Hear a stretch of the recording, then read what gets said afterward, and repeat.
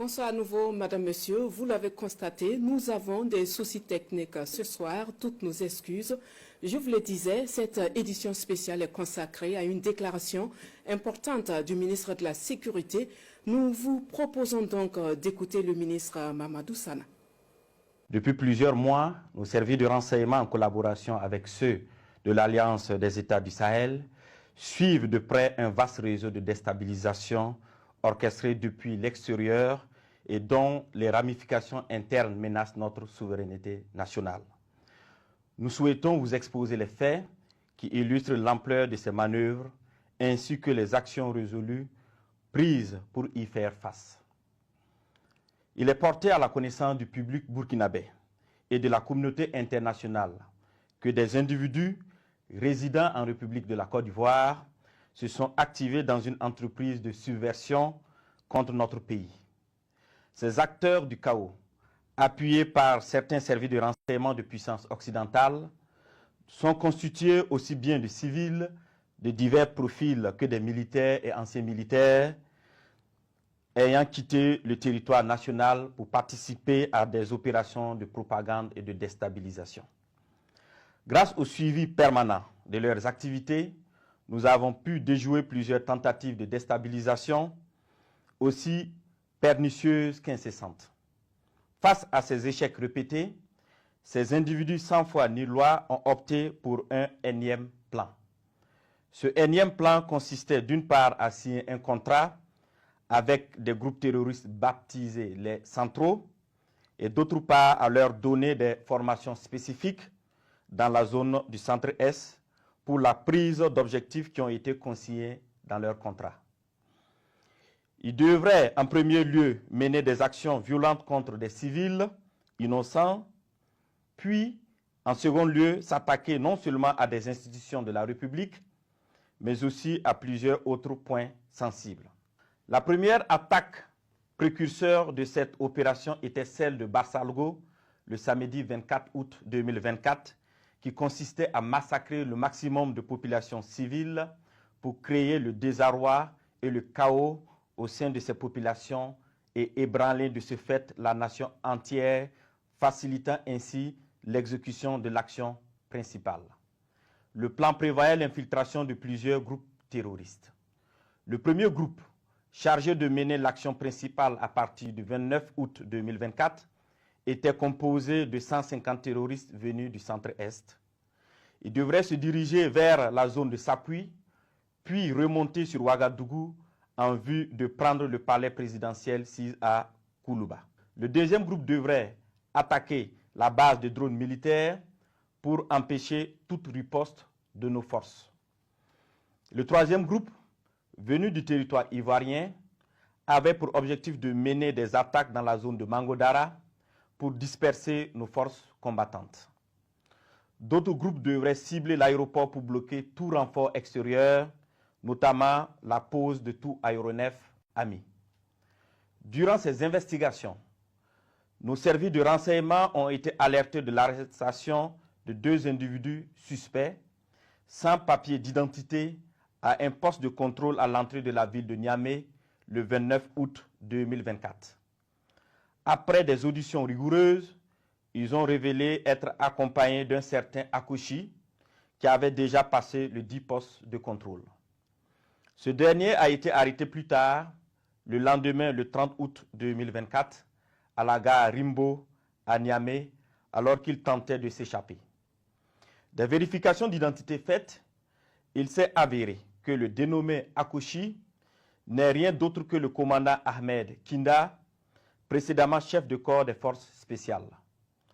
Censé normalement être en stage au Maroc, il s'est révélé être le chef des opérations de toutes ces attaques tristement planifiées.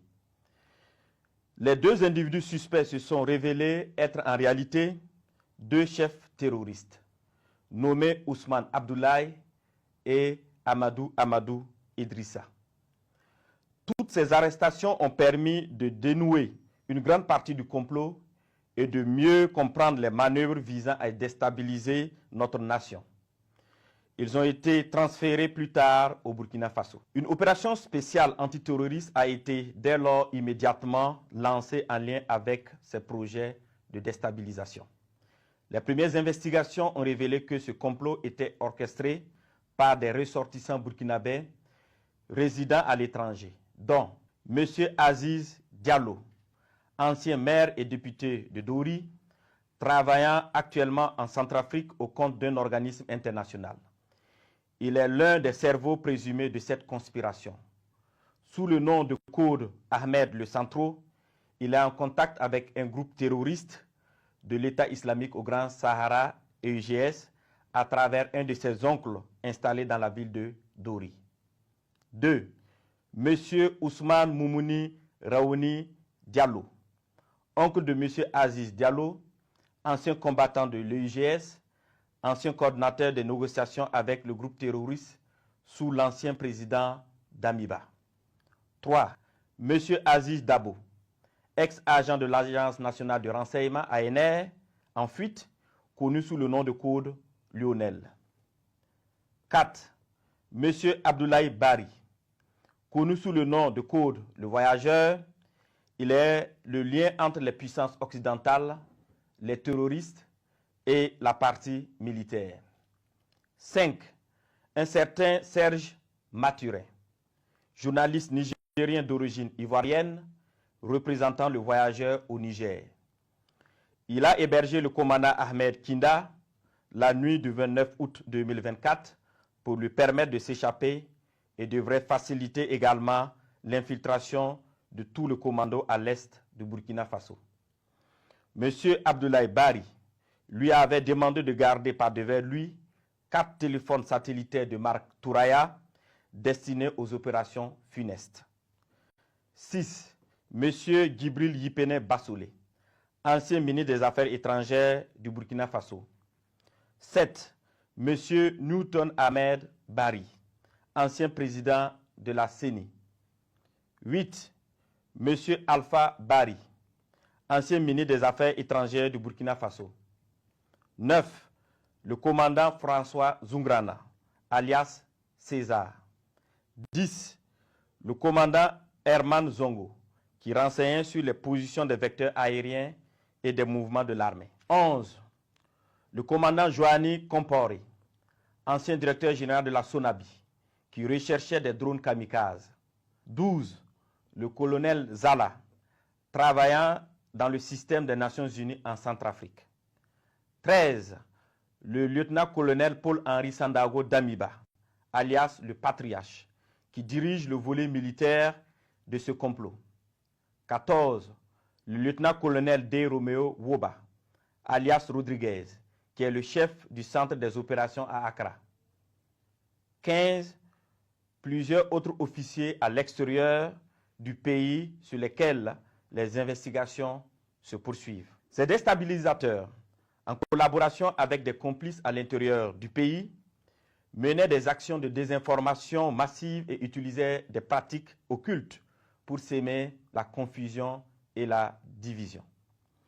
Plusieurs marabouts ont été consultés par M. Abdoulaye Bari, alias le Voyageur, qui s'est fait aider par le sergent-chef Tendano, alias Taylor, ancien élément des forces spéciales qui sera arrêté plus tard par nos services de renseignement. Ce dernier donnait des renseignements à l'ennemi et avait en charge de recruter des éléments pour les opérations de déstabilisation. Il a en outre pris contact avec son père, marabout très connu dans la zone de Bogandé, afin qu'il travaille à ce que les infiltrations des terroristes se passent très bien. Suite à l'arrestation du commandant Ahmed Kinda, alias Akoshi, et des 2 chefs terroristes, il avait été convenu dans un premier temps de ne pas divulguer l'information pour permettre ainsi nos services de découvrir toute l'étendue du réseau. Les communications interceptées ont révélé l'implication de plusieurs opérateurs économiques dans le complot. Des enregistrements de ces communications seront bientôt diffusés au public dans les prochains jours. D'autres leaders de la société civile participant aux échanges via un groupe WhatsApp dénommé IB Dégage sont également impliqués dans cette vaste entreprise. La plupart des réunions de planification se menaient au Ghana, dans le quartier Ashimota, à l'hôtel Jidi Lodge à Accra. Certaines autres réunions se menaient à Tamale, en présence de M. Abdoulaye Bari, alias le voyageur, et du lieutenant-colonel D. Romeo Woba, alias Rodriguez. Dans un second temps, il avait été convenu que le commandant Ahmed Kinda, alias Akushi, le sergent-chef Tendano, alias Taylor, et les deux chefs terroristes, accompagnés de l'une de nos équipes, montrent le site de stockage de leurs équipements et de leurs matériels divers. Ce lieu, sous la garde des terroristes à la solde du commandant, a été localisé non loin de la ville de Tenkodogo. Une fois sur place, ceux-ci ont tenté de s'échapper, mais des échanges de tirs sont suivis, au cours desquels ils ont été neutralisés en sus de plusieurs autres terroristes. Les autres déstabilisateurs, loin d'abandonner leur funeste entreprise, ont décidé de peaufiner un nouveau plan lors d'une réunion qui doit se tenir normalement au Nigeria le 27 septembre 2024. Il s'agira pour eux de recruter de nouveaux terroristes, en sus de recruter 500 mercenaires en provenance d'un pays européen pour des attaques à grande échelle à Ouagadougou visant à semer la terreur.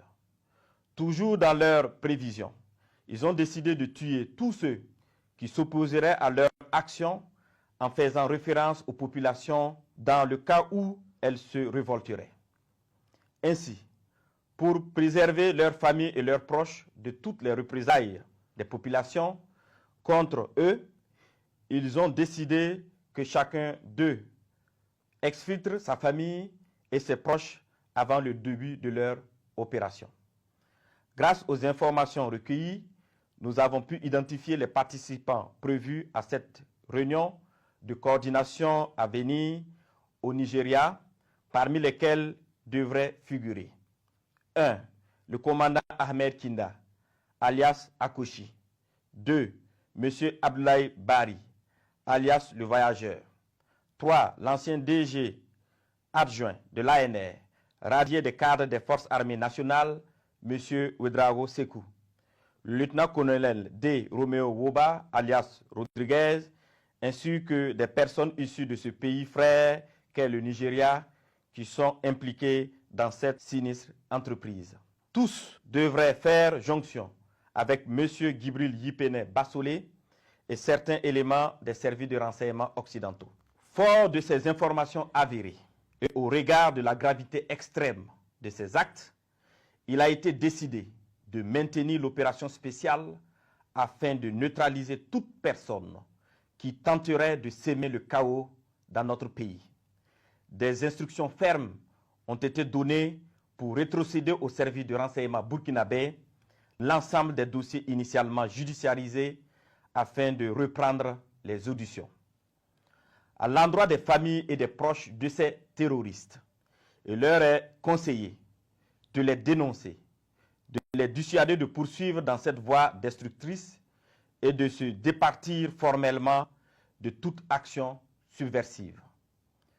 À l'endroit des familles et proches de ces terroristes, il leur est conseillé de les dénoncer, de les dissuader de poursuivre dans cette voie destructrice et de se départir formellement de toute action subversive.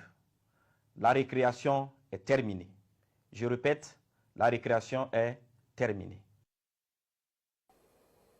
Voilà, Madame, Messieurs, c'est tout pour cette édition spéciale sur la déclaration du ministre de la Sécurité, Mahamadou Sana. Nous vous réitérons nos excuses pour les difficultés de diffusion survenues antérieurement. Merci pour l'écoute et de votre fidélité à la RTB. Bonsoir.